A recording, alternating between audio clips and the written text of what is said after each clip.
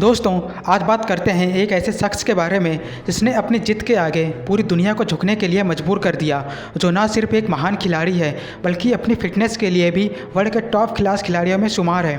तो दोस्तों, बात करते हैं क्रिस्टियानो रोनाल्डो की, जिनका पूरा नाम क्रिस्टियानो रोनाल्डो डॉस सैंटोस एवेरिरो है, जो कि अमेरिका के पूर्व प्रेसिडेंट रोनाल्ड रेगन के नाम पर रखा गया था। दोस्तों, आज हम सभी जानते हैं कि रोनाल्डो वर्ल्ड के टॉप फुटबॉलर में से एक है, पर क्या आप लोगों को पता है कि रोनाल्डो अपनी सफलता का श्रेय अपने दोस्त अल्बर्ट फॉन्ट्राओ को देते हैं।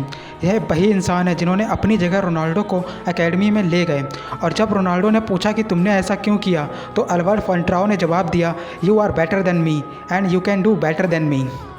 कहते हैं किसी भी सक्सेस के पीछे कई सालों की मेहनत होती है, एक पागलपन होता है एक सपने के लिए, और बचपन से ही ऐसा ही एक पागलपन था एक माली के बेटे में फ़ुटबॉल को लेकर, और इसी पागलपन ने इस बंदे को फ़ुटबॉल का बादशाह बना दिया, जो आज हर फुटबॉल लवर की दिल की धड़कन है। और दुनिया में कई लोग तो ऐसे भी हैं जो फ़ुटबॉल को रोनाल्डो के नाम से जानते हैं। आज ये सभी जानते हैं कि ये बंदा अरबों के घर में रहता है, करोड़ों की गाड़ियों में घूमता है, पर इस सफलता के पीछे का पागलपन और नंबर 1 बने रहने की मेहनत को शायद बहुत कम लोग ही जानते होंगे।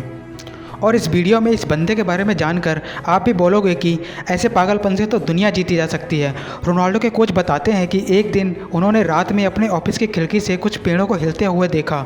उन्हें ऐसा लगा कि शायद कोई मीडिया वाले जासूसी कर रहे हैं, पर पूछताछ करने पर पता चला कि रोनाल्डो जंगली पेड़ों के बीच अकेले प्रैक्टिस कर रहे थे। और इसी तरह जब ट्रेनिंग के बाद जहाँ दूसरे खिलाड़ी शॉवर लेने चले जाते थे, वही रोनाल्डो उसके बाद भी कई घंटों तक मैदान में प्रैक्टिस करते रहते थे। और जहाँ हम कुछ ही दिनों में ऑफिस के काम से बोर हो जाते हैं, क्योंकि हम जो कर रहे हैं वो हमारा पैशन ही नहीं है, हम तो बस घोड़ों की तरह रेस में दौड़ते चले जा रहे हैं। अकॉर्डिंग टू रिसर्च 96% लोग अपने पैशन को फॉलो नहीं करते, और ये 96% लोग उन्हीं 4% लोगों के लिए काम करते हैं जो 100 बार हारने पर भी अपने पैशन को गिव अप नहीं करते। लूजर्स हमेशा बहाना बनाते हैं कि पैसा नहीं है, घर वाले सपोर्ट नहीं करते हैं, पर जिन्होंने दुनिया जीतने की ठान ली है वो कहीं ना कहीं से रास्ता बना ही लेते हैं।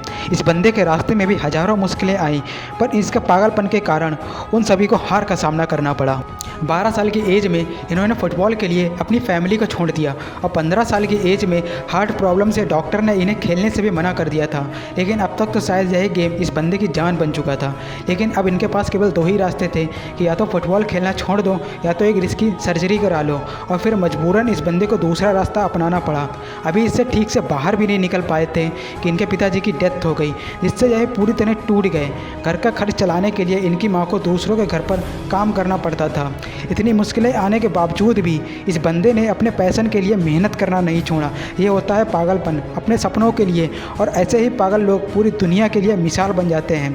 रोनाल्डो के फिटनेस ट्रेनर बताते हैं कि चैंपियंस लीग का मैच खत्म होने के बाद रोनाल्डो रात को 2 बजे अपने शहर लौटे, जहां दूसरे प्लेयर्स अपने घर जाकर सीधा आराम करने लगे। वहीं रोनाल्डो सीधे अपने घर के बने जिम में वर्कआउट करने चले जाते हैं। और यही नहीं, दुनिया का सबसे महान खिलाड़ी बनने के बाद भी ये बंदा रुकने का नाम ही नहीं लेता है। और ऐसा ही कुछ होता है विनर्स का एटीट्यूड, जो दूसरों से नहीं बल्कि खुद से ही खुद का कंपटीशन करते हैं।